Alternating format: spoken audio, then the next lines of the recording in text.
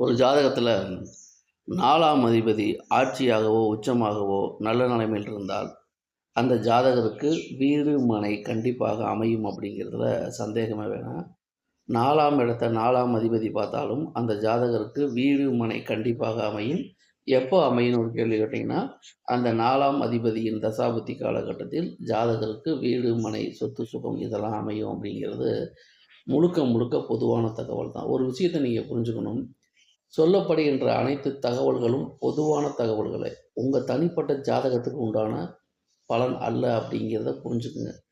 நல்ல பாசிட்டிவாக இருந்தால் சந்தோஷப்படுறதும், நெகட்டிவாக இருந்தால் வருத்தப்படுறதும், கமெண்ட் வேதனைப்படுறதும் அப்படிங்கிறது தேவையில்லாத ஒன்று. நான் உங்கள் ஜாதகத்துக்கு உண்டான பலன் சொல்லலை, பொதுவான தகவல்களை சொல்லியிருக்கேன். பொதுவான தகவல்களே மேக்சிமம் எல்லாத்துக்கும் சரியாக வரும். தனிப்பட்ட ஜாதகத்தை பொறுத்து பலன்கள் வேறுபடும் என்ற அடிப்படை உண்மைகளை புரிந்து கொள்ளுங்கள். நன்றி, வணக்கம்.